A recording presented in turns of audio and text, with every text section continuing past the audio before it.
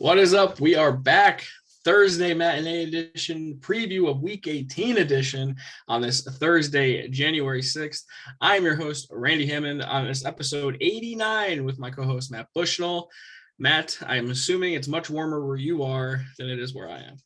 It's a chilly 63, Randy. The problem is it gets cold in this house of mine, and it's just hard to warm up. I put on my winter jacket, I put on my robe.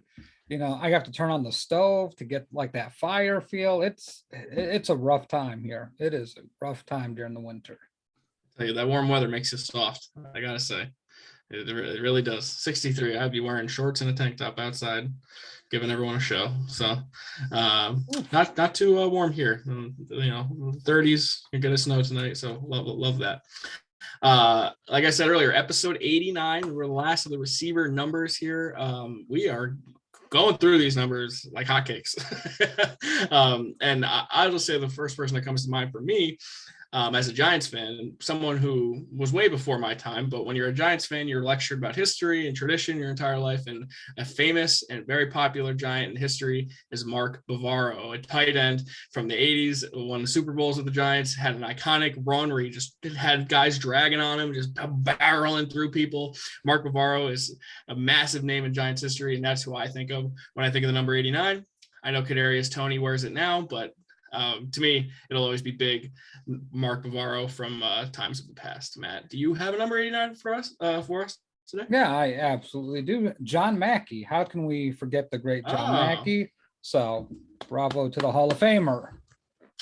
Look at that. I knew you were going to get one. You were concerned about not having one, and only a matter of time. Last minute, like I do my best work under pressure.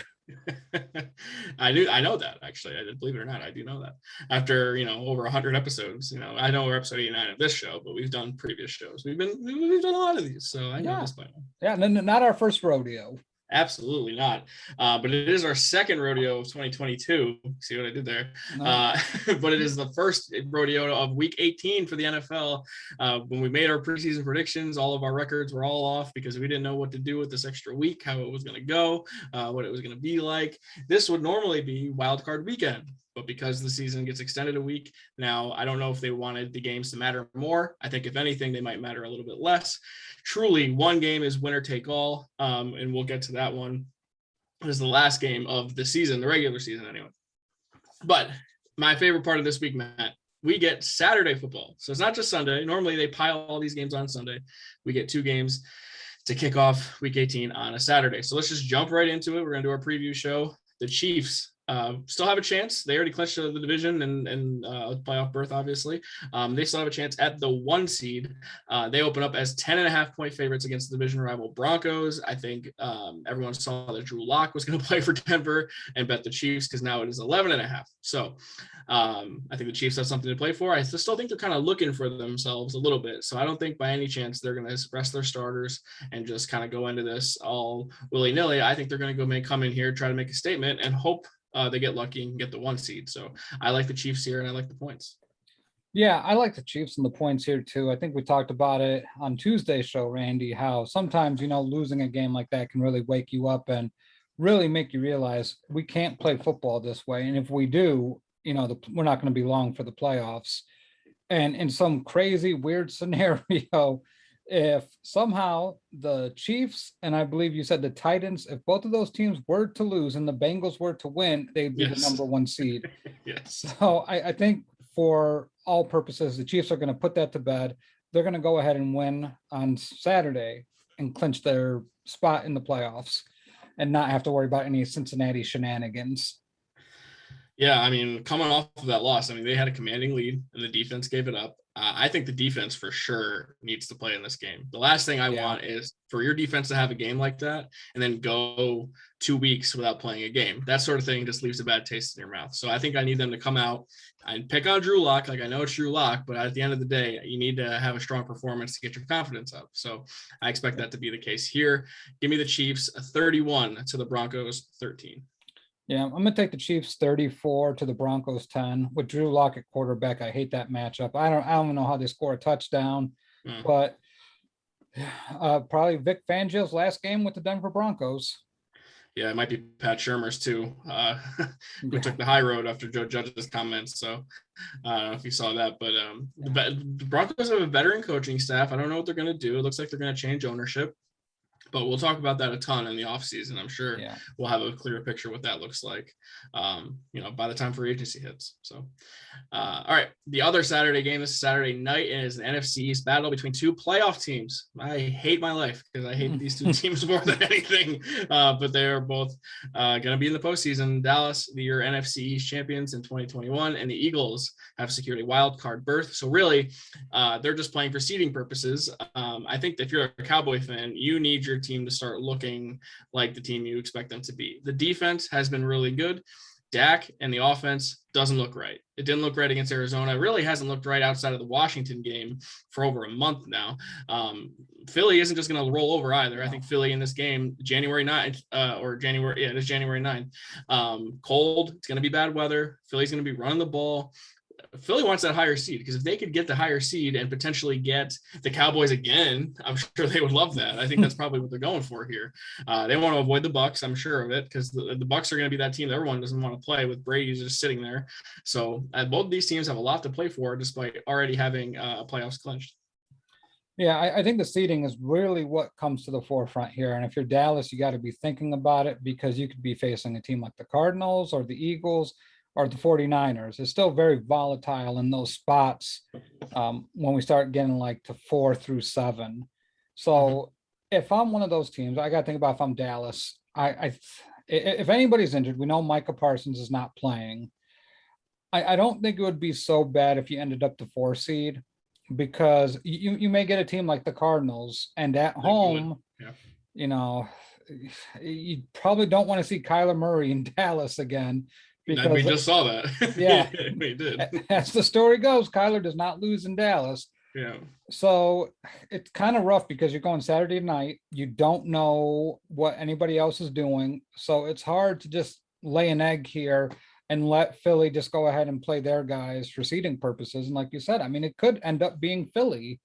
But I think Arizona actually might be locked into the 5 seed now that I think about it because yeah, they have 11 wins. I don't think anyone else can get to 11.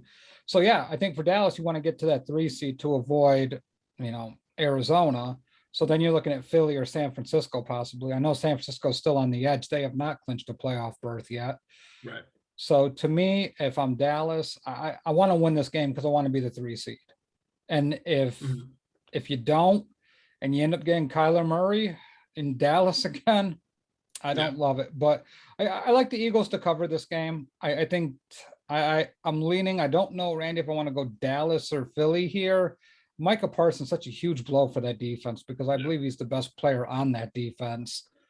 So I'm going to take the Eagles to win. I think the Eagles plus the points, they should get the win here. I'll go Eagles 24, Dallas 23. Yeah, and this line opened up at 7.5 as Philly home dogs, which I was pretty surprised about. Considering Philly has won a bunch of games in a row, and Dallas just coming off of a loss, and like you said, Mike Parsons isn't going to play. So I was surprised about that line. I think the public is too. Obviously, that the line now is Philly plus 5. So no matter what, I'm liking the Eagles with the points there at home. I'm definitely going to like that bet. But the seeding is everything here for the Cowboys because if they can get the 3 seed, then you can get, which I'm not saying San Francisco is what you want, but if you can get Jimmy Garoppolo, that's a much better situation to me anyway than getting the Cardinals again, because you saw what Kyler did. Kyler seems to be superhuman in that building. If you get the 3 seed, you could get the Saints, you could get the Eagles. There are other options that you'd rather have than to play the Cardinals. So I would expect Dallas wants to win this game, but if they're already resting guys, part of me just thinks they're just trying to get into this thing healthy. So I like Philly. I like them at home. I think they're still good. They're still a little embarrassed from the first time around because they wore those beat Dallas shirts and Dallas kind of clowned them on national television. So I like Philly here. I like them in a close one. I'll say 24-21 over Dallas.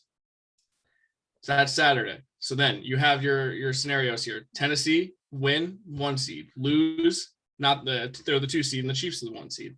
And then at this point, the Cowboys and Eagles seed based on, Tampa wins, and however else it shakes out, the Saints, 49ers, etc. Like, we're not going to be able to break down each and every single one of those because there's a lot of dominoes in place, but we can put you in the right situation to kind of understand how this is going to shake out. But we're not just talking about those games. There are several games that are being played that mean nothing, and our teams are involved in 2 of them. But they matter to us because they have draft picks involved, especially my team has draft picks involved. The first game on the docket here Sunday in the early slate is your Bears traveling to Minnesota to play the Vikings. And this is a weird spot because several COVID-related issues seem to be plaguing the Vikings. Kirk Cousins must have given his offensive line COVID after he was placed on the reserve list. If that's the case, and it's Sean Mannion, I gotta like the Bears here. But if it's the Vikings are somewhat healthy, they'll probably make it a respectable 8-9 season for them. Because if not, they're both going to be 7-10, and the Bears are going to finish second in the division somehow after all of this. I don't know how the hell that happened. But the Bears opened up as 2.5-point favorites. Now they are Vikings opened up as 2.5-point favorites. Sorry, and now it is 5.5. So I think the public likes the Vikings in this spot. To me, it's still a little bit up in the air. Yeah, Justin Fields was announced to be out of the game with COVID. He was supposed to start, but I don't understand, is the isolation period for vaccinated players also 5 days? Because I thought if you had 2, negative tests that you could come back and play if you're vaccinated. So I'm a little sketchy on the rules here. I don't know if Justin Fields is technically going to be out. For everything, it sounds like he will be out. If you're on Twitter, so that could be a dangerous web when you start weaving that one. But to me, it all depends on who starts at quarterback. Andy Dalton played like dog crap last week. I don't love him here. I would prefer Nick Foles. If you ask me, if I had my choice between the 3, Fields, Dalton, or Foles, I would go Foles. I don't see the benefit of playing Fields in Nagy's last game. It's just, let him just start off with a clean slate for 2022. With that being said, this Bears defense really put the clamps on them in Chicago. And I don't know who's going to go out there and play for the Vikings. I think we all know that, this is probably Zimmer's last game with the Vikings. I kind of felt like they had to make the playoffs, especially with as many close games that they lost this past season. It's just, it feels like that momentum builds on a head coach. And for those reasons, Randy, Robert Quinn's going to finish the year with 20 plus sacks, and the Bears are going to win this game somehow, some way. I don't know. I can't give you the formula, but they're going to win it. And Bears in the points, that's easy money. Give me the Bears 23 to the Vikings 20.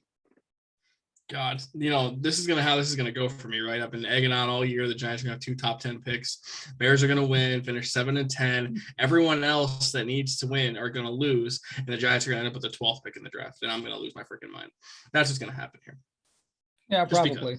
Yeah, and then the Giants will win like a dumb team on Sunday, and I'll have 6-12, which I'll get even more angry. I'm for my own sanity, I'm going to pick the Vikings, but I don't love it. I don't even really like it, to be honest. But I think Cousins will be back. I think that time frame has passed. And at home, I just think the Vikings are a little bit better. Chicago is a little bit tougher place to play. This is in a dome, obviously. Justin Jefferson, going to have a nice day. Dalvin Cook might have a nice day. So give me the Vikings.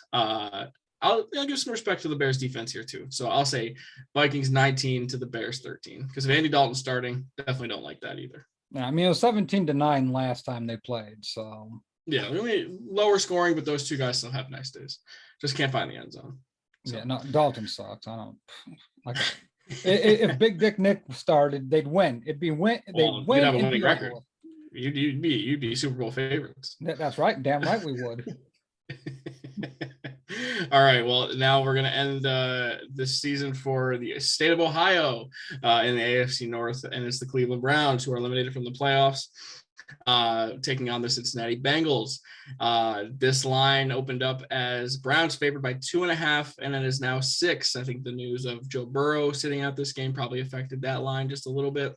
Baker Mayfield also not going to play this game. So we get Case Keenum against Brandon Allen. So, really set your DVRs for this one, folks.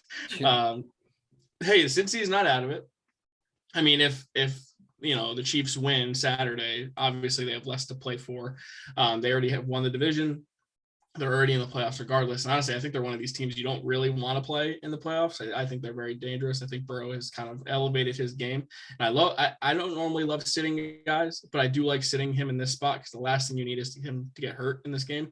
You need him as healthy as possible. So the Browns at home, I think they just want to end their season on a high note. I think they're better with Case Keenum at this point, as long as they turn the ball over and they run with Chubb.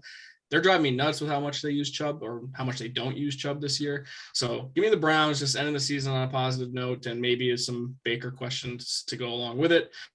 So I like the Browns. I don't love the spread at 6, but I also don't know what to make of Brandon Allen. So maybe I do. Yeah, that's a tough one. It really depends on if the Cincinnati defense comes to play. Like if their balls to the wall, I don't know if the Browns can beat them by 6 points. So that's like the question for me here. It's like Baker Mayfield's out. I like Case Keenum better than Baker a lot this year. Yeah. I'm gonna go Browns here just because I think Burrow masks so many deficiencies in this offense. And the line. Yeah, and specifically. Yeah, Brandon Allen's gonna get killed. Yeah. So yeah, I like the Browns plus the 6. This is probably one I'd stay away from. If I do bet it, I would hope for the push, break even on this one. It's just a bad game to bet on. But give me the Browns 27 to the Bengals 18. So kind of under the radar year for Myles Garrett, but I should point out he has 18 sacks on the season. I expect him to have 20 after this game, given the Bengals offensive line situation. I saw one thing in particular about sack rate between these two teams, and it's at 9% for Burrow and Baker. What should be noted here is that the Browns have the 4th best offensive line in the NFL. The Bengals have the 30th best offensive line in the NFL. So a sack can be to the fault of the quarterback. And I think that stat is very damning on Baker Mayfield because you hold the ball out too long. You're not decisive with your reads. You overall just don't really know, like you're not confident in your decision-making. Burrow just oozes confidence and swagger. Absolutely love the guy. So I agree. Losing him in this game is a huge blow. So give me the Browns 17 to the Bengals 10. All right. Battle of Ohio in the books. Congrats to the Bengals. I can't believe how much I love watching the Bengals this year. It's truly a delight to watch them. All right, your division time now. Wrapping it up in the NFC North. The Packers are going to Detroit or Ford Field, where it seems like Aaron Rodgers does something insane every time he plays there. I feel like every time he makes an incredible throw, it is at Detroit. But this line opened up at 2.5 with Lions home dogs, and now it's 3.5. As far as I know, Aaron Rodgers practiced today and is going to play, I guess. They already clinched the 1 seed and the division. Maybe this is stat padding time for the MVP, perhaps. I don't know if I love that decision, but ultimately, I don't think his numbers are the best in the league, and maybe he wants to make sure of that. I know we talked briefly on the top of the show about the Chicago sports writer Hub Arkish. In my opinion, a really good man, and he trashed Rodgers, and I don't think it was unjust. I think everything he said about Aaron Rodgers is 100% true. I think he's an ass bag, and I do think that whatever you feel about the vaccination, that doesn't play into it. But Rodgers put his team in some pretty bad spots, being untruthful, having other people have to answer that, and now you get your organization looked at in a lot of different ways. But when it comes to the MVP, this is where I have to separate it. Like, undoubtedly, if you take him off the Packers, they are the worst team in the NFC North. It's not even close. I mean, I think the Lions are better than them. We saw when the Chiefs went to go play them, and the Chiefs were still struggling at this time. And this is kind of when they started getting the ball rolling to getting back to who they were. But Jordan Love couldn't do anything with this offense. No. So with all that being said, as long as Aaron Rodgers plays, and as long as it's against the Lions, he's going to toast them. I don't see the Lions winning this game. The Packers already clinched the first round bye. So for them, why not tune up a little bit? Just go ahead, get ready for your playoffs. You already have a bye week, so just stay sharp. Do everything full speed. And I think that plays into Devontae Adams' quote, Randy, what he said this past week about, don't do drills half speed. Don't do this stuff for Instagram. If you want to be the best, you go full speed at everything. And I think that's kind of the mantra that this Packers team is probably going to adopt. And they're going to be a tough out in the playoffs. And they're going to show Detroit why they are the 1 seed. So I'm going to take the Packers and the points. Give me the Packers 31 to the Lions 21. Yeah, look, I don't think a requirement for MVP is being a nice person. No, in the NFL, ultimately you got to have a little bit of an edge, and perhaps you're allowed to be a bit of an asshole. And I think if his stance and if his actions off the field cost his team more, I think you'd have a valid argument with what he tried to say.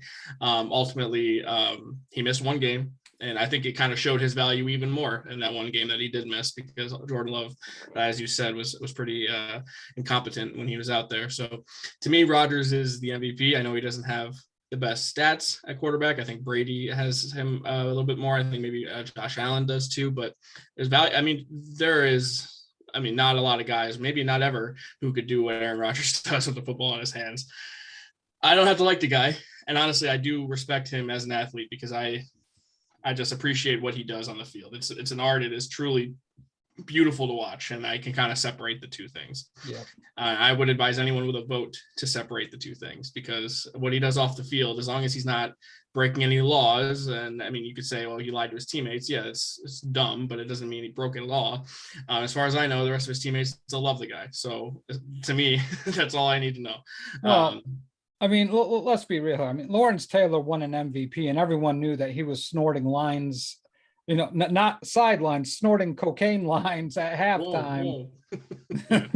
You're right. No, I mean, I think a defensive player, if that's more encouraged to be crazy. I think when you're a quarterback, they want you to be a little bit more professional, maybe presidential, if I will. But hey, Aaron Rodgers, for the most part, I thought had carried himself well. I know he's been distanced, the kind of a guy who's always had an edge and been this little snippy time and time again. But on the field, I don't think there's any doubt in my mind that he is the MVP this year. Lucas, I know you don't think he's the MVP. But the toe injury, I think you could take into consideration as well. If he really does have a toe injury, that to me, this season's even more impressive. So does he even have toes?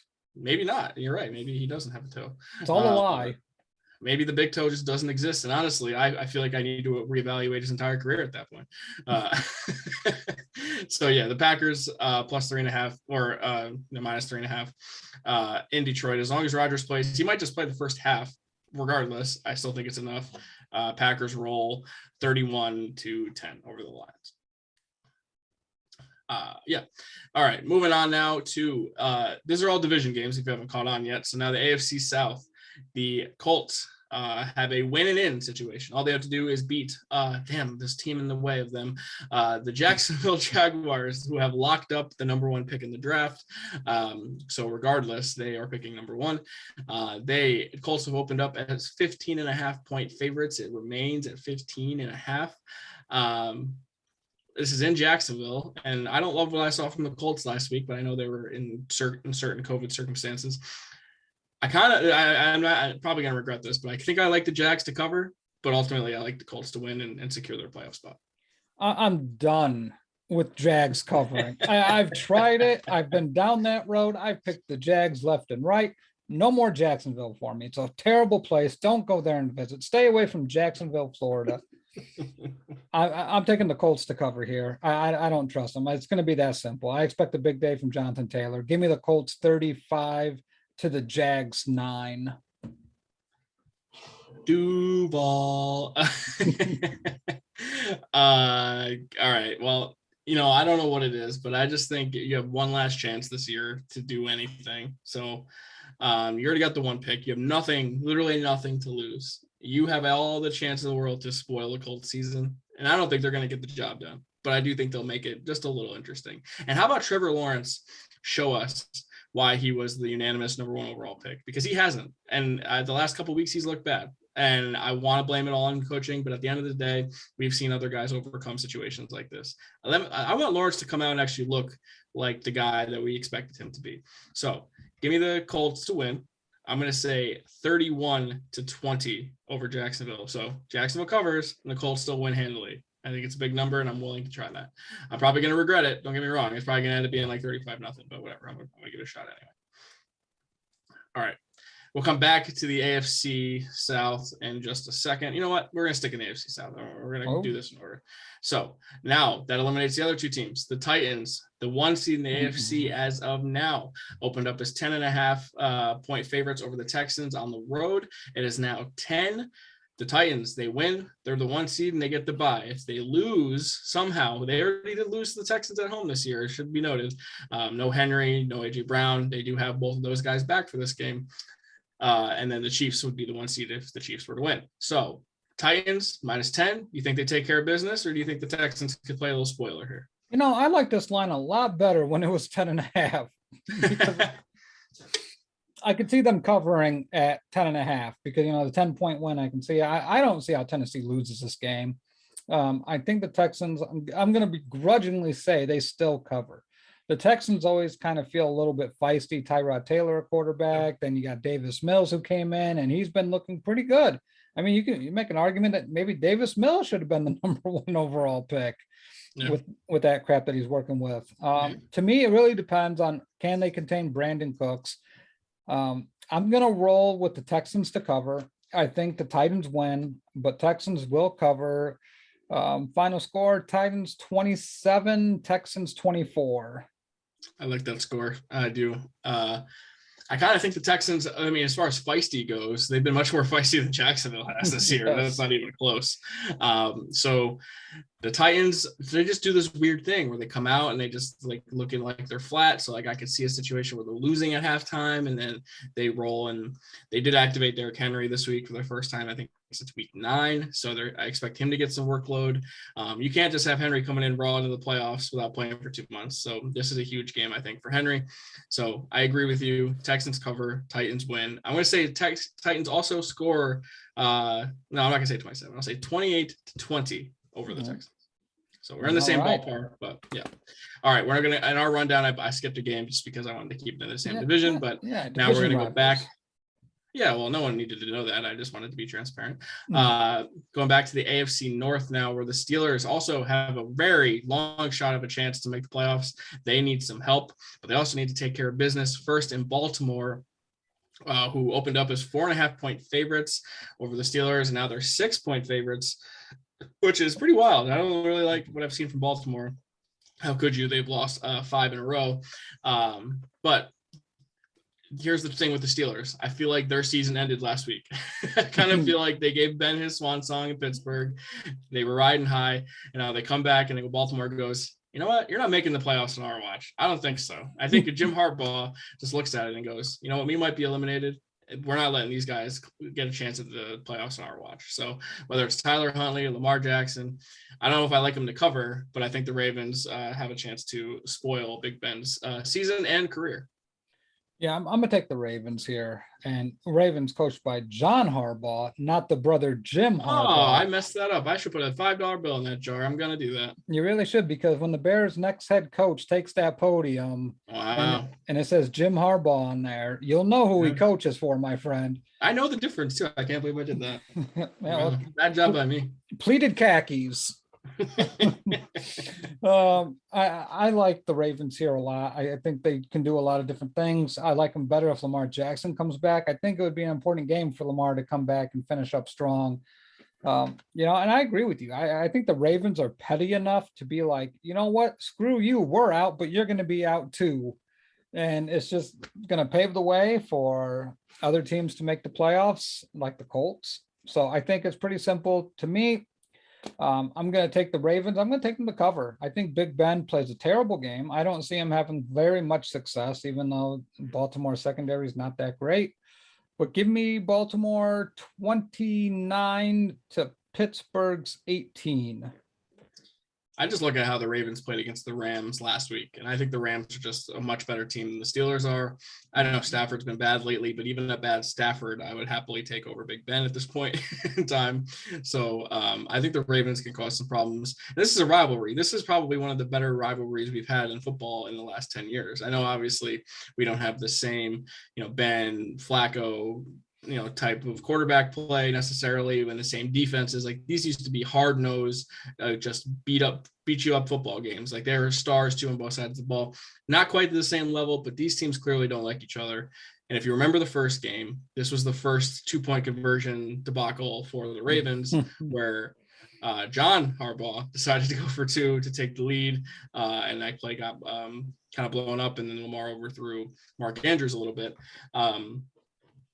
I think this time around, if it is Lamar, I want Lamar to come back and finish the season on a strong note. I think he's had a weird year with the injuries and stuff. I would like to see that for him. The other aspect of this game, though, we might have a new NFL sack leader, a single season sack leader in this game. I've mentioned him for the last few weeks. If TJ Watt has a half of the game that he had last week, he will be the new NFL sack king. Actually, no, he'll tie it at 22.5. So he needs 2.5 sacks to break Strahan's record. Is he at 20? 1.5. He's at 21.5. Okay, so he needs 1.5 sacks. If he gets 2, he's got the record. So I expect that to happen. TJ Watt has been an animal all season long, and if that's the case, he is the defensive player of the year, no doubt about it in my mind. Because then the Steelers somehow going to be 8-1. I can't even believe that that's the case, because you and I both think that they're not that good. So I think TJ Watt is a huge reason for that. Despite that, Big Ben has a real stinker to end it here. And I like the Ravens. 6 is a big number. I don't know if I like the 6, but give me Baltimore 24-20 over the Steelers. All right, Matt. So one more game left on the early slate. And, this wouldn't be a show if we didn't talk about the Giants, unfortunately. But boy, oh boy, what has happened to my New York? Do they play football, Giants? At one time they were 4-7, and they were in the Hunt graphics. Remember that? They were like, oh my God, the Giants fans were going nuts trying to plan out how they're going to finish 9-8. Idiots, man. I'm telling you, idiots are on Twitter all the time. They have proceeded to lose every single one of their games since, and not really be competitive in any of them. So the Giants now 4-12. Joe Judge is going on tirades and press conferences lying about players wanting to play for the Giants. Straight up, never seen anything like this. A coach just going rogue, like they calling out other teams that he's playing this week, by the way. Washington is the team that had a fight on the sideline. Judge calls them out, calls out Pat Shurmur, the guy who had the job before him. This guy has lost his mind. Like, show some respect. Clearly is in over his head. And I think when you get emotional in the press conference, you start to try to defend yourself, and maybe you stretch the truth a little bit. He stretched the truth quite a bit here.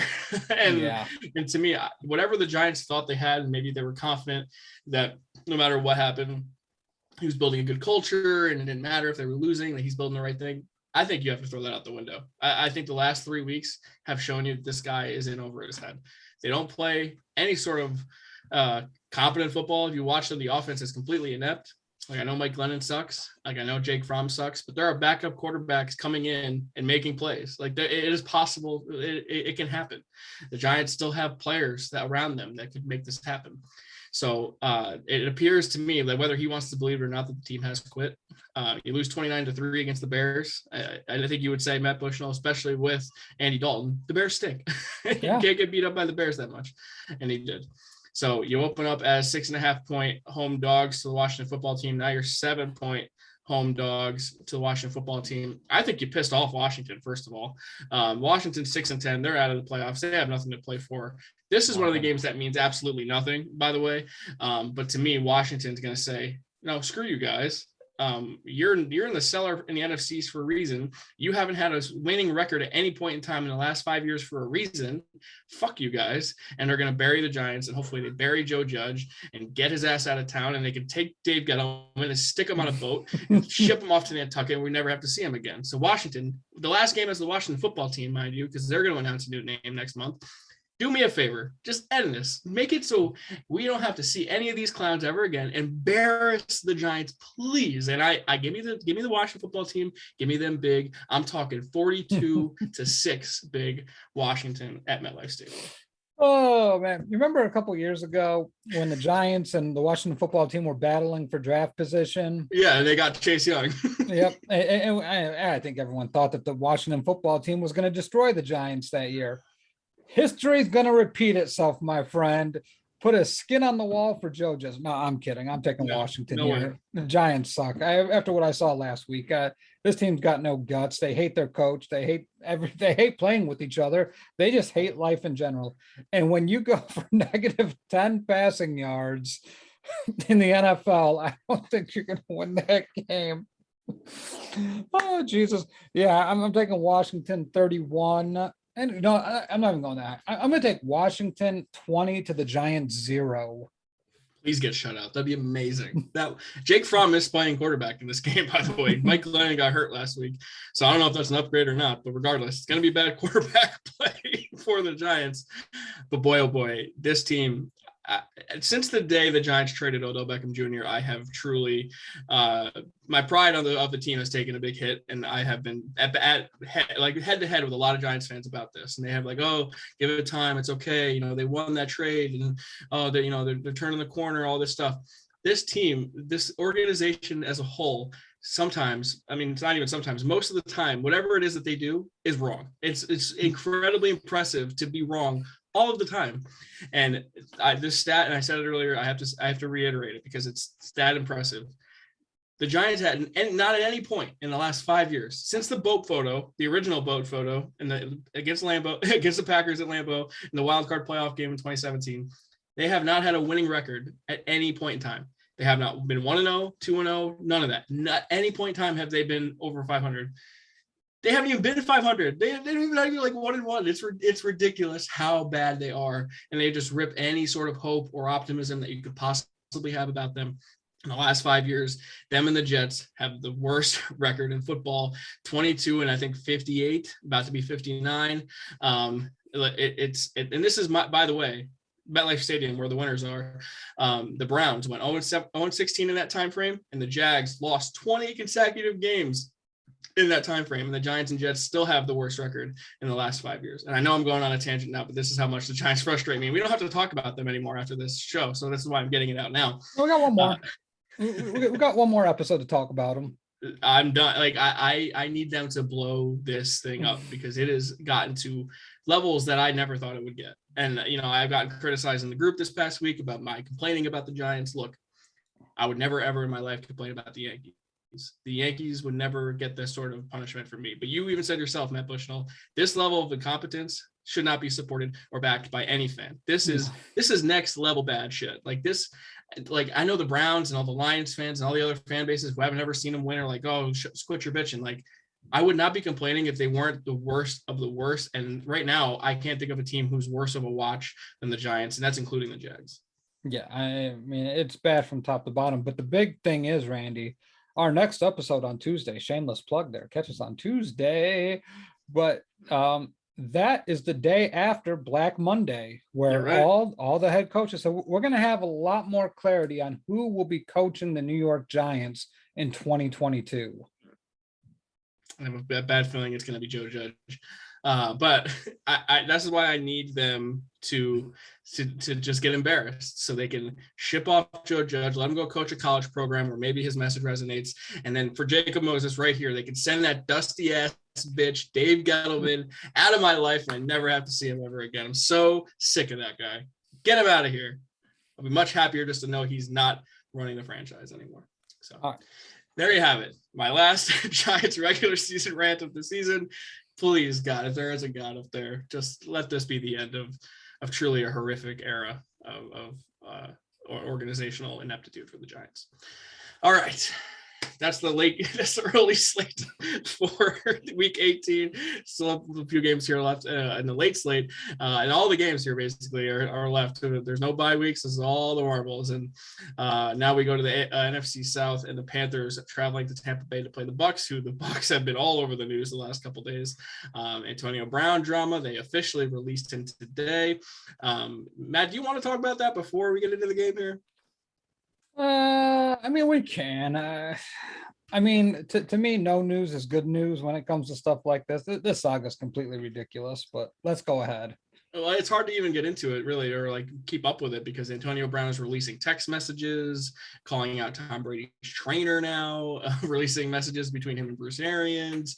Antonio Brown, this just shows me how talented the guy truly is, because people are literally defending him and taking his side of the story as gospel. Which I think some of it might have some merit, but I think also Antonio Brown isn't somebody you could just take he's not a man of his word. I have no idea. I have seen, at any given Sunday, I've seen movies where coaches take advantage of their players, and I've known that's been a thing since football was invented. I understand that.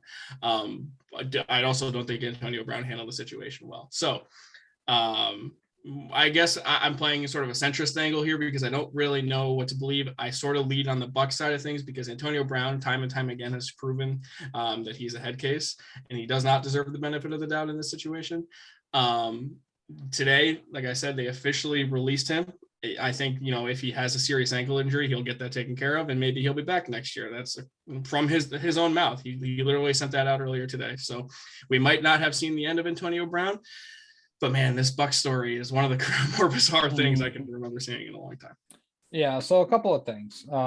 They were talking about that there was a sideline skirmish between him and Brady, because Brady was targeting Gronk more than AB, and the report comes out today, and this comes from a credible person, and Adam Schefter, I think one of the more upstanding, you can count on when he reports something that's pretty true.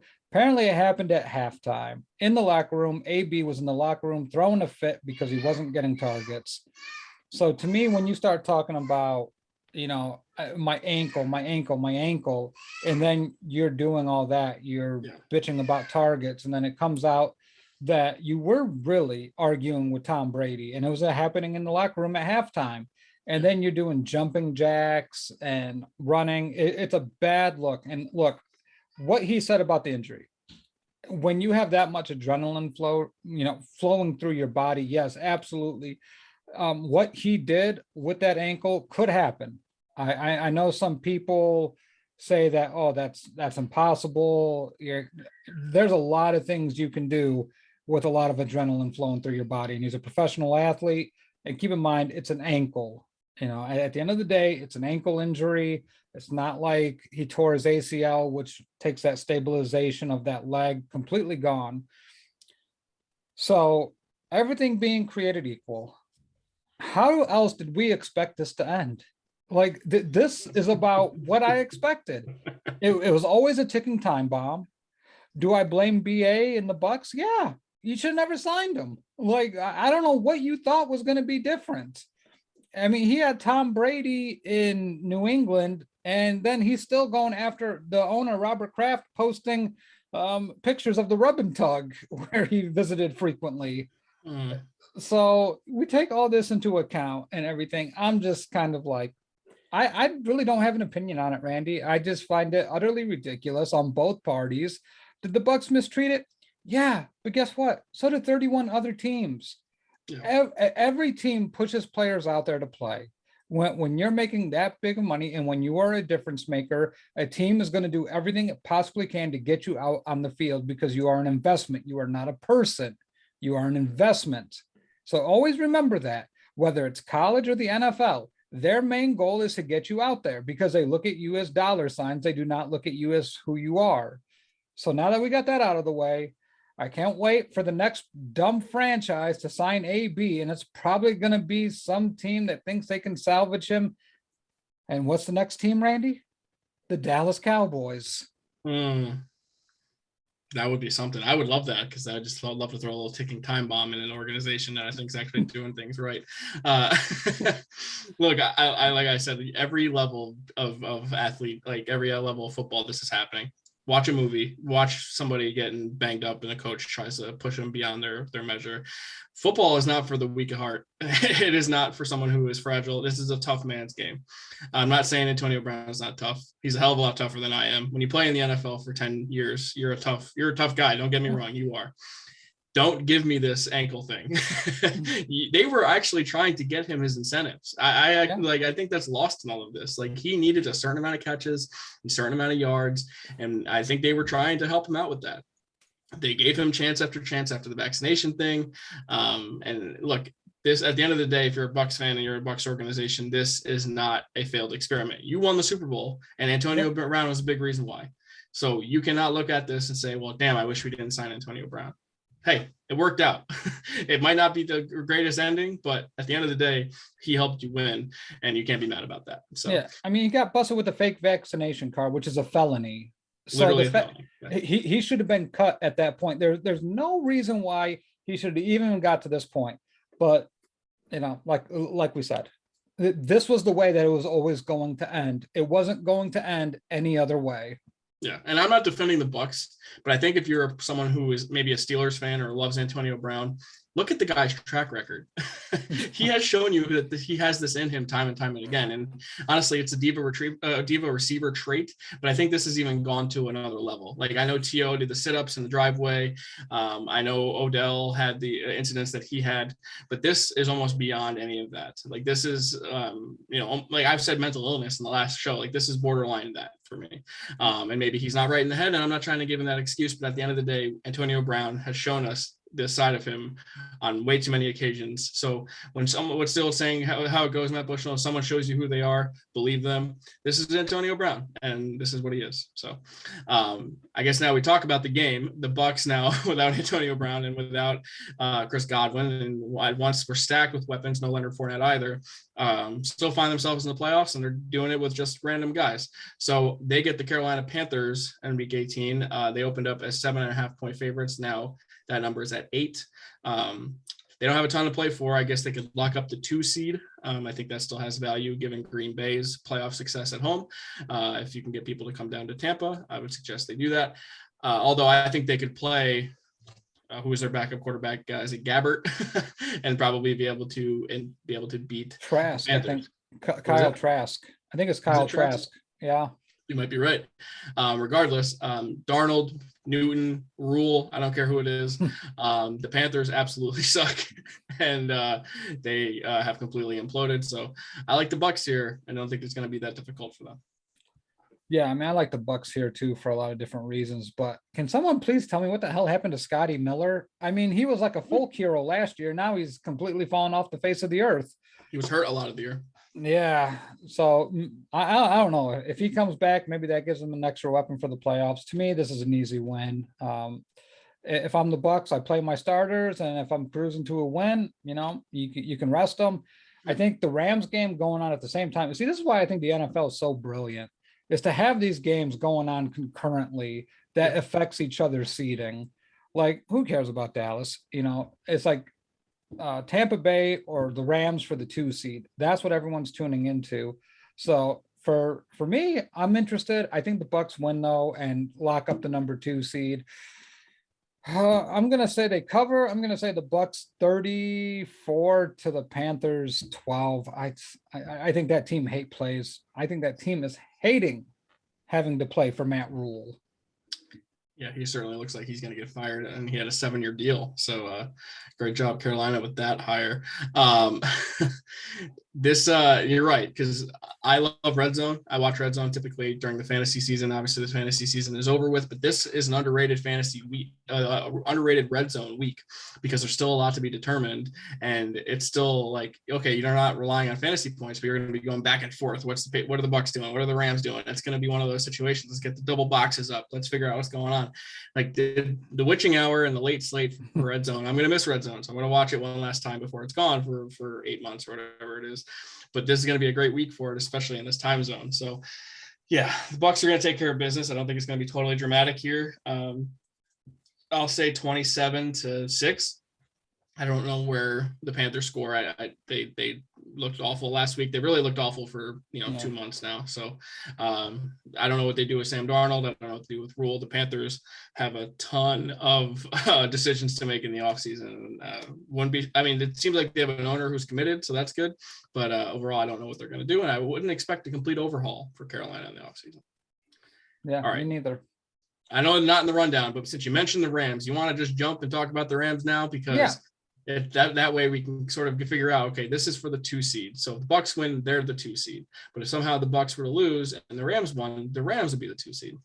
And I think also if the Rams and Bucks both lost and the Cowboys won, they'd be the 2 seed, which I think is pretty unlikely. But the Rams are at home at SoFi Stadium. They get division rival. Obviously, all these games are division. NFC West, the San Francisco 49ers, who have a ton to play for because it's not guaranteed they make the playoffs.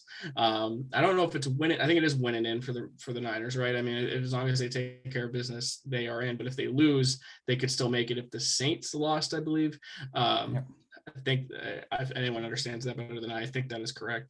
But the Rams get the Niners. Big game for the Rams seeding wise. Big game for the Niners for their postseason lives. The Rams opened up as 4.5-point favorites. It is now at 4. I gotta say, so it's winning in for the Niners. Henry confirmed if they take care of business and they beat the Rams, they are in. And then, like I said, if the Saints lose, the Niners are in. So there's a couple chances for the Niners here. I don't know what the Jimmy G situation looks like, because if it's Trey Lance, I do not really like the Niners very much in this game at all. And I don't think the Rams are just going to lay down. Obviously, why wouldn't they want to knock out their division rival and get the 2 seed in the meantime?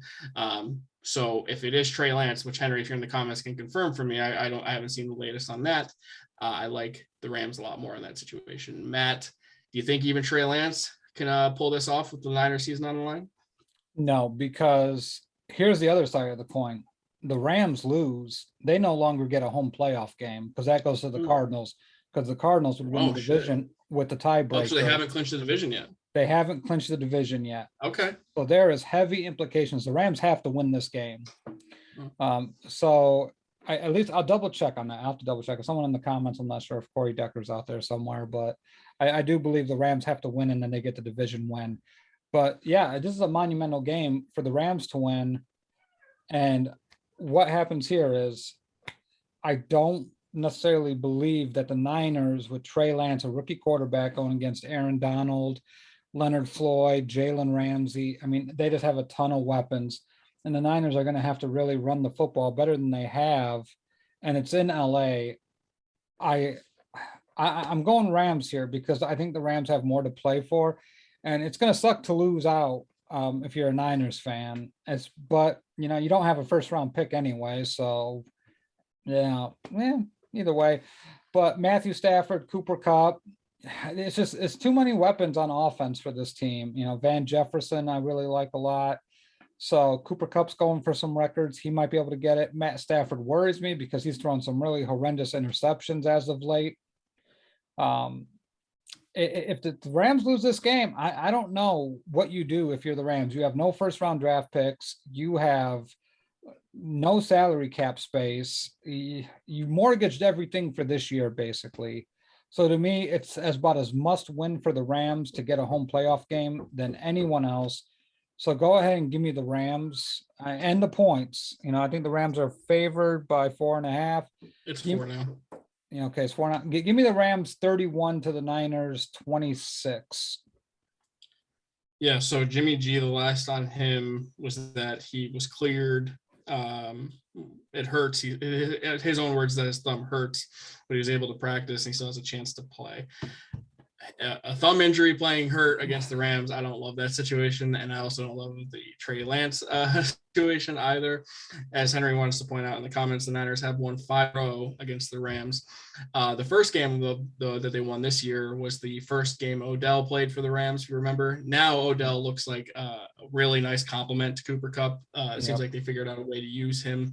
Seems like Stafford is beginning to trust him more. He has, I believe, scored 5 touchdowns in his last 6 games. So Henry doesn't think Garoppolo is going to start. So I like the Rams even more if Trey Lance starts. Just throwing that out there. So if the Rams have not clinched the division, like you said, they need to win this game. And I think McVay knows that. I think Stafford needs to have a nice day. And with 2 corners on the COVID list, as Henry says, Kupp, Odell, Van Jefferson, maybe even Tyler Higbee going to have a nice day. We're going to maybe get some Cam Akers action here, who tore his Achilles in July, who somehow is already back. I've never heard of that. I mean, good for him. So that would be cool too to see. Sorry, Henry, but I like the Rams in this spot. Give me them, and I like them to cover 27-20 over the Niners, and then don't know how the Saints lose, and we'll get to that one in a second. So it might be the Niners on the outside looking in, and then, I mean, you can blame injuries, but I think you had your chances. All right. Now we're going to go back up in our rundown, Matt. What's up? Well, let's go to the Saints and Falcons game. I think that has some immediate impact. Let's do that, because the Saints are going to Atlanta. They opened up as 4.5-point favorites on the road, and now it sits at 4. So maybe some love on the Falcons there. But to me, the Saints, as inconsistent as they are, I trust them much more than I trust the Falcons. The Falcons were eliminated last week, and the Falcons actually stink at home quite a bit. So the Saints with Taysom are much better than the alternative. The defense is actually solid. So by default, I think Kamara has a decent day, and the Saints, by what we just said about the 49ers, the Saints would be the team that gets that 7th seed in the NFC, which would be pretty crazy considering how just Jekyll and Hyde they've been all season. Yeah. And, Henry's making a case for the Falcons to knock out the Saints because it's a rivalry. But let's just play out this scenario. Who does Tom Brady usually play the worst against? The Dolphins? No, the Saints. Really? Well, yeah. Oh, now, of course. Yes, now, of course, the Saints. So let's just play this string out. So Tampa Bay wins, which we all expect in the late slate. Then the Saints win. Tampa's going to get the Saints. Oh, look at that. That is a nightmare scenario for Tom Brady. That is not what they're going to want. And I think that's what they're going to get. I think the Saints win here because I can't see the Falcons score. Kyle Pitts is going to be out.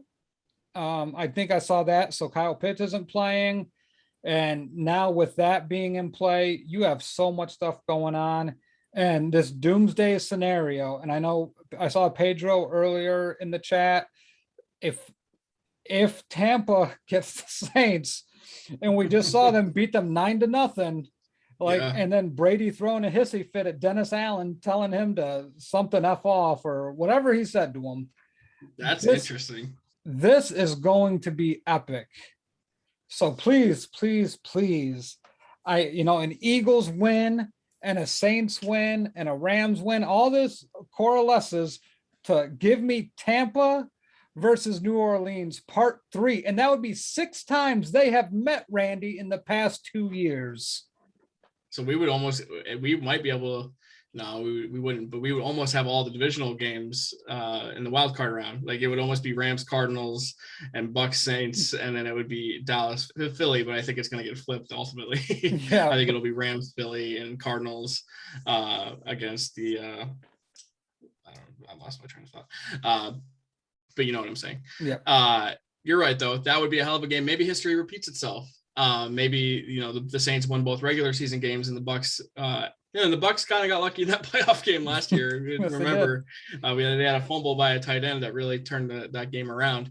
But maybe history repeats itself, and instead of in New Orleans this time, it's in Tampa Bay. So I love that. That never even crossed my mind that was a possibility here. But I think based on our predictions, that's what we're looking at. Yeah. So you like the Saints to cover the 4 points? I like the Saints to cover the 4. Give me the Saints 24 to the Falcons 14. All right. Yeah, I like the Saints 21 to the Falcons 13. All right. Hey, credit to the Falcons, though. They were relevant up until week 17. I definitely did not see that coming. So good for Arthur Smith. And I think they're going to be going through some changes, too, because Calvin Ridley looks like he wants out. Matt Ryan has a noodle arm. So we'll see what happens with that. All right. So now let's go. We can finish up the NFC West, or we can go to the AFC East. So we haven't touched on the AFC East at all. So let's just knock those 2 games out right now. We're going to go to Florida and Miami, where the Patriots go to play the Dolphins, where they lost opening day at home to the Dolphins. Different scenarios all around. The Patriots already clinched a playoff spot. They win the division with a win and a Bills loss. They, like I said, already a wild card team. The Dolphins open up as 6.5-point home dog. I do not like that line at all. They were eliminated from the playoffs after they lost the Titans last week. So their main focus or main objective is to perhaps spoil the Patriots' chances of winning the division and ruin their seeding. So maybe they have to get the Chiefs in the first round, which would not be ideal for them, obviously. I like Flores and the Dolphins in this spot to cover, and it's still 6.5. So I kind of like them to cover. I don't know if I like them to win, but I certainly like those points. Yeah, I like the Dolphins to cover. I think the Patriots win. Brian Flores is a good coach, so he's going to try to give it his all, and the Dolphins will play hard. I think they may end up with a different quarterback next year, rightfully so. At this point, I'm just, like I said, last week really just took all my Tua love out of me. Yeah. I was hoping for more, and it just fell so flat, so bad. I'm just out on it.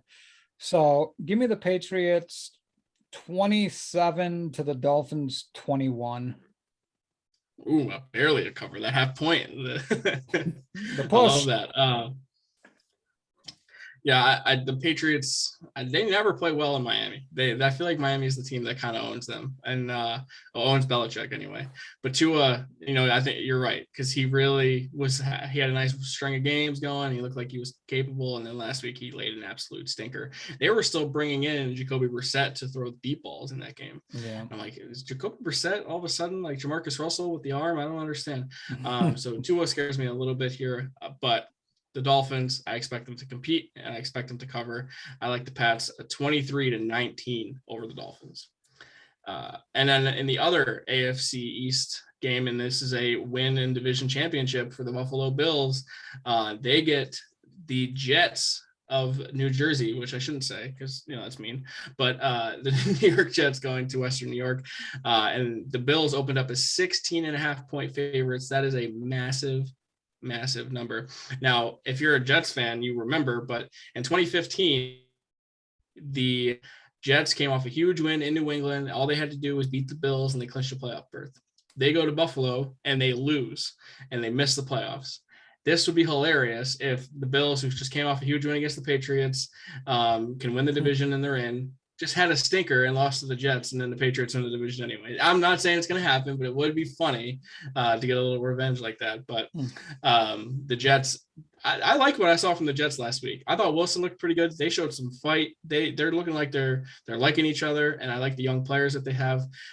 I definitely like the Jets to cover in this game, despite me not liking them to win. That's a huge number for me not to take. Yeah, I'm with you. I think the Jets cover. I could see them being feisty. That number is just way too huge. It's a huge number, and I don't think you can get to that in a game that the Jets need to end well on. And what Robert Saleh has been doing lately has to feel you got to be feeling pretty good if you're a Jets fan at this point. Like, okay, we don't necessarily have the results we want, but we see the culture shifting. We see this team fighting.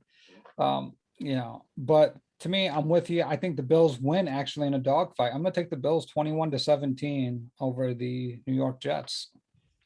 Yeah, I think you're seeing Wilson develop a little bit too. He's making the checkdowns, the easy throws. Like, I think you're starting to see him go through those progressions a little bit better. It's taken a little while, but I think you've seen some improvement. And he's using his legs a little bit more. I like that. When you're a young mobile guy, I need you to see you extend plays and maybe get some first downs with your legs. Like that that tortures a defense when they have everything covered and you can just run and pick up a couple of yards to get a first down. That absolutely is a backbreaker for defenses. And with that said, Josh Allen threw 3 picks last week, did not look good throwing the ball on the ground. He's an athletic freak. I never denied that. He ran for two touchdowns despite not throwing for any. So I don't love what I saw from Josh Allen. That's why I don't love the Bills going into the playoffs, because if you get a Josh Allen stinker like that, you're not going to be playing the Jets or the Falcons. You're going to be, you might be playing, the Colts or the Titans or the Chiefs, and you're going to lose that game if Josh Allen plays like that. So I think the Jets, I would love to pick them to win. I would, but I can't. I would never get myself to trust the Jets that much. I do trust them enough to cover, though.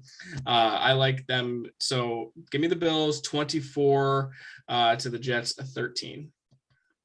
And that way, the Bills win the division and Jets still cover. So, all right. We got a couple more games, right? Or one more game.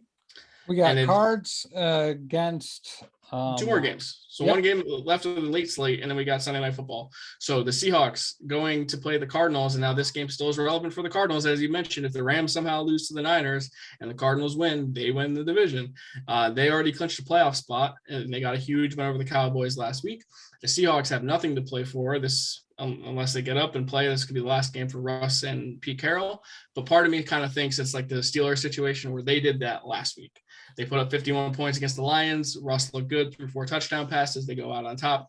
Good. You had your swan song in Seattle. Now you go down to Arizona, and this is where you come back to reality and realize you're not that good of a football team, and Arizona takes care of business. So I kind of like the Cardinals here. The line opened up at 6.5. It currently stands at 6.5. So it's a bit, I mean, I can see the Cardinals win by a touchdown. So that's what I like here. Yeah, I'm with you on that. I do think that the Cards win here. I think it's going to be an easy cover for them. I think Seattle's checked out. Russell Wilson, maybe his last game in a Seahawk uniform. So that's something that we're going to have to keep an eye on here. He may want to go out with a bang, but I just think the Cardinals are too talented. And DeAndre Hopkins should be back for the playoffs. What I do believe, I'm not sure if that's accurate. But if they start getting healthy, this team's looking at a playoff run. I don't think they're going to lose to the Seahawks. That would be a really bad loss for this football team. So give me Arizona 34 to Seattle's 17. Last update on Hopkins is that Kingsbury said he was unsure if he would return for the playoffs, so that literally means nothing. JJ Watt, same thing. I guess there's a chance for both of them to return, but the further they make it into the playoffs, will probably increase their chances, obviously. But yeah, I love the way Kyler looked last week. I think it's a huge confidence boost for him late in the season. Antoine Wesley stepping up and making plays for them somehow. Chase Edmonds stepping in for James Conner did a nice job, I thought. And the defense played really well, too. I really, really like the way Simmons is playing. He's all over the field. He's punching the ball out here and there. So I like the Cardinals to take care of business and maybe end the Pete Carroll, Russell Wilson era. So give me the Cardinals 28-21 over Seattle. That leaves us to the truly winner-take-all matchup of the week. And this is what it's all about. This is, all right, I'm in, I win, I'm in. You win, you're in. And then that's it. There's no alternative here. All the other results have happened. The only thing that could make this game less entertaining is if the Steelers lost and the Colts lost, these two teams would just need to tie and they were both in. Now, I don't know what the likelihood of that happening is. Well, it'd be pretty crazy if they just kneeled the whole time. Like, that would be pretty interesting. Well, they're division rivals. I don't know why they would agree to that. But in that rare scenario, that would be quite the interesting shakeout. So it's the Chargers traveling to Vegas to play the Raiders. Winner take all, making it into the playoffs as a wild card. I can't believe we're here with the Raiders right now. I say that every week, how they're still alive after all of the stuff that they've gone through between John Gruden and Henry Ruggs, and now, legendary figure John Madden passing away, interim coach, injuries galore all over the place. You have players getting arrested every other week. Somehow, some way, they are here and they have a chance to make the playoffs. Very impressed. And my opinion on their season is not going to change if they lose this game. But what's crazy is I oddly trust them more than I trust the Chargers, and I shouldn't because I love Justin Herbert, but for some reason, Derek Carr just has it this year. He just finds a way to win some of these games. But the line opened up as the Raiders as 2.5-point underdogs, and now they're 3-point underdogs. And I don't know if the Chargers deserve that kind of respect, to be honest with you. I love Herbert, and I think he's an absolute stud. But for some reason, the Chargers just have this Phillip Rivers stink on them always, and I can't seem to shake it right now. Yeah, I'm riding the Raiders here. I'm a believer. I think this team is destined for the playoffs. I think they may even win a playoff game, depending on who they match up against. Derek Carr is just, you talk about MVP, maybe he should be the MVP. And I'm not joking about this because I don't think there's another quarterback in the league. And Rodgers' leadership has been questioned left and right, rightfully so. I'm not sure if Tom Brady could have willed this team to this type of survival. I mean, this is what it is. It's just survival. They're just trying to survive to get through to the next week. And now they find themselves at 9-7. Could be 10-7 with the win here, and I think they get there. So I'm going to take the Las Vegas Raiders 27 over the Los Angeles Chargers. Man, that's so weird to say still. It is weird. It's so weird. It is very weird. To their It should be Oakland versus San Diego. It's 27-26 Raiders, and the Raiders win because of a missed extra point. That would be so freaking Chargers too. It really would be. I say all of that to say this. Talent is so important in the NFL. And the Raiders have, Hunter Renfrow is a good player. Max Crosby's a Pro Bowler. Derek Carr, I think the world of him. I think they have a good offensive line, good running backs. Overall, the Raiders, what they've done is so impressive. The Chargers have talent all over the place. Justin Herbert, Austin Eckler, Keenan Allen, Mike Williams has had a great year. The tackle that you and I both wanted doesn't allow sacks literally ever. Like, it's ridiculous. Joey Bosa is still a stud. Derwin James is healthy. Like, this is a game the Chargers, to me, need to win. Like, Justin Herbert needs to show, I'm the guy. Like, everyone's like all of a sudden, oh, I'd rather have Joe Burrow than Justin Herbert. Okay, well, let's say Justin Herbert on national television. Why don't you show the world why you're an absolute stud, and this deserves to be a conversation for the next 10 years? So I'm reluctantly going the Chargers because I would love for the Raiders to win for John Madden. I would love this story. But for me, I'm a Herbert stan, and I have to go with my guy here. And I think he's going to light it up. I think he's going to have his way and take care of business. But I do think it's going to be a great game. I think Derek Carr is going to put on a show too and go out with a bang. Give me the Chargers 34-30 over the Raiders in the last regular season game of the year. And Henry asked, where does Carr end up next year? I'm going to make the boldest of bold predictions here.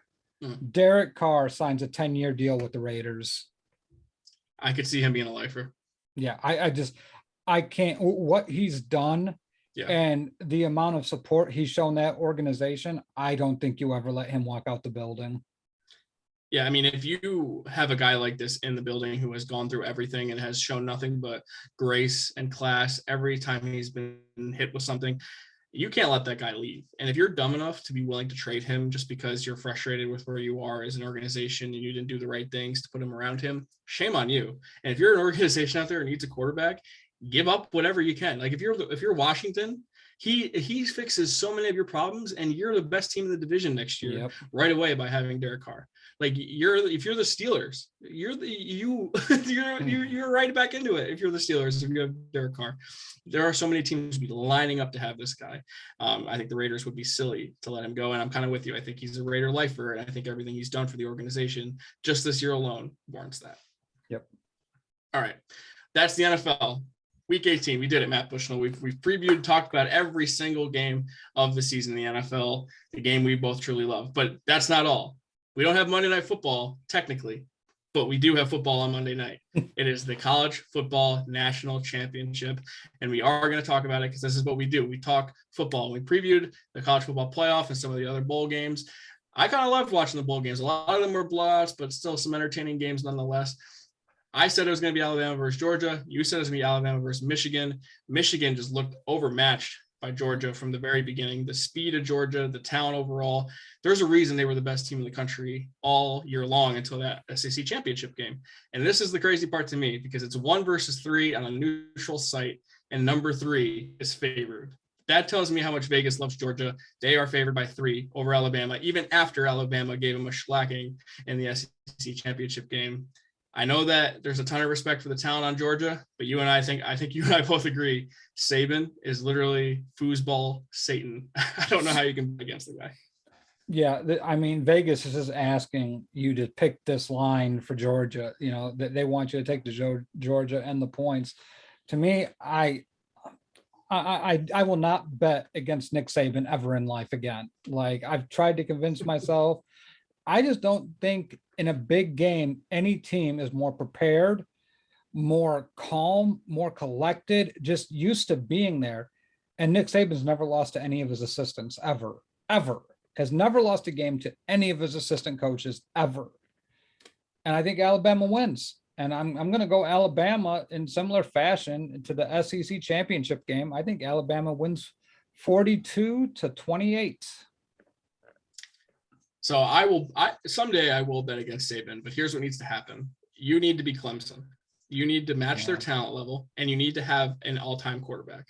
You notice the games they lose to great quarterbacks. They lose to Deshaun Watson. They lose to Joe Burrow. They lose to Justin Fields. Like, they lose to quarterbacks who play at the next level. Stetson Bennett, not a guy I imagine who's going to play at the next level.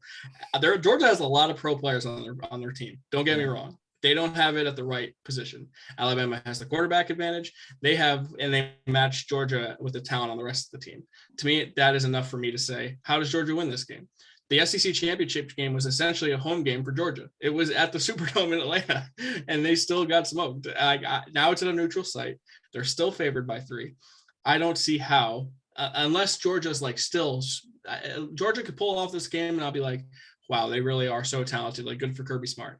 But it's one of those things where you need to see it to believe it. And I've said that, I feel like 5 times the show, but it's true.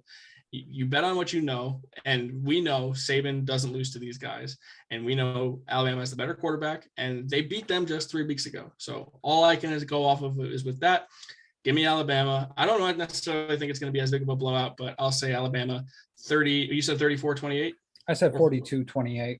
42-28. I'll say 34-30. I just want it to be a great game. That's all I'm hoping for. And I don't think Georgia's going to lose in heartbreaking fashion. That's what Georgia does. It's just lose in heartbreaking fashion. So I'm rooting for Georgia. Don't get me wrong. I have nothing but respect for Alabama and Nick Saban, but let someone else win. And if Georgia doesn't win it this year, they're never going to win it. So I feel like that's been said 100 times this year, but it's true. They are so good. They're going to have a lot of guys playing on Sundays next year. So this is their chance, and I'm rooting for the Bulldogs. So, all right, Matt Bushnell. We've previewed it. We're in the books. This has been a season for the ages. The next show, as you mentioned, playoffs will be set. Black Monday will be in the books. We all have a ton to talk about on Tuesday. But before we get to Tuesday, we have a plethora of other shows under the Life Group podcast umbrella. Why don't you tell us about them? Yeah, I'm going to try to here. We got a little bit of a transition period for some of them, I understand. Yeah, Total Bases podcast on Sunday with Felipe Malicio and Austin Sparrow. Really fun baseball podcast previewing fantasy baseball. So I believe those guys are going on Sunday. Dong City Wednesdays at 8 p.m. Eastern. They didn't go, but baseball's kind of dead. Not a whole lot to talk about. Owners and players refusing to talk. Yay, not looking good for spring training. And then we have the step back with Leon Tompkins and Jacob Anthony Moses on Mondays. A lot of stuff to talk about in the basketball world. Kendrick Perkins came out and laid out a big statement saying that the best duo in the NBA is DeMar DeRozan and Zach LaVine. And do you know who the number 1 guard is in all-star voting right now, Randy? My guess is DeMar DeRozan. That's right. Jacob didn't want to give him any MVP love. And you know what the all-star voters have said? Jacob, you don't know basketball. Well, Jacob knows basketball. He doesn't know Chicago Bulls basketball because he's been tortured by Chicago guards his entire life. Imagine growing up as a young Jacob, having to watch the Knicks lose in heartbreaking fashion time after time to Michael Jeffrey Jordan, also known as Basketball Jesus, the gift that was bestowed upon us. So I understand Jacob's wanting to just erase all those terrible memories. But DeMar DeRozan is your number 1 all-star voting guard right now. And I'm sure Jacob and Leon will be more than happy to talk about Chicago Bulls basketball, with Zach LaVine being number 4 in the voting right now. So it's close, baby. You can see an all Chicago backcourt, rightfully so. Number 1 seed in the East, 24-10. You should have taken that bet, man. Looking back, you really should have taken that Lakers bet. Yeah, it was a mistake, but I was cautious about the Bulls. I still look. I know we're talking a little basketball here, Randy, but I'm scared because I don't want to see Milwaukee in the playoffs. I really don't even want to see Philadelphia in the playoffs against this Bulls team, because the Bulls lack size down deep in the middle. Joel Embiid and Giannis Antetokounmpo could have a field day with them. So I worry about that. But then don't take it personal. Giannis does that to everybody. Yeah, for real. Best player in the NBA for a reason. Yeah. And then, we'll be back on Tuesday with a lot of news. Bears are most likely firing Matt Nagy. I think it's safe to say that Jacksonville Jaguars will be obviously not retaining the services of Darrell Bevel. Pete Carroll is probably gone out of Seattle. So I would say just prep for a little longer show than normal coming up on Tuesday, because we will have a lot of coaching vacancies to have to talk about. Yeah, and then Thursday we'll be back and we'll preview the round one of the postseason. And obviously we'll have only one team in each conference gets a bye week, so it'll be a huge playoff weekend, and I can't wait to talk about that. Yeah, interesting time in the NBA. Kyrie Irving make his return. I'm sure they'll talk a ton about that in the step back as well. And Leon being the resident Nets fan, so interesting to see how that goes as well. So obviously we're a football podcast now. You and I are versatile. We can talk about anything. You know, damn right we can. Off season, if we were ever in a situation where the NFL was in a lockout, give us whatever. We could talk ball. We could talk baseball, whatever, man. It doesn't matter. Hockey. That's right. I'm not too strong there, but I can talk to you about the Rangers for a little bit. We're a very versatile group of guys. That's all I'm saying. We can do it all. Yeah, we're wearing many hats. All right. Well, episode 89 is in the books. I want to thank everyone in the comments and Facebook who took the time to spend the afternoon with us and listen to us ramble about football. And the 2021 season has been a hell of a year, and now it's finally coming to a close. So I hope you've enjoyed it. We've enjoyed hanging out with you. Like I said, thank you so much for joining us on Facebook. Thank you for watching us on YouTube, and thank you for listening to us on all of our audio only platforms. We greatly appreciate all the love and support. Matt, do you have any parting words for the audience before we say goodbye? Another season in the books, and what a season it was. Yes, please. I have parting words for the audience. Get Dave Gettleman out of my life and out of your life, because he doesn't deserve to be a part of it anyway. So see ya, you dusty ass bitch. On behalf of Matt Bushnell, I'm Randy Hammond saying see ya. Enjoy week 18.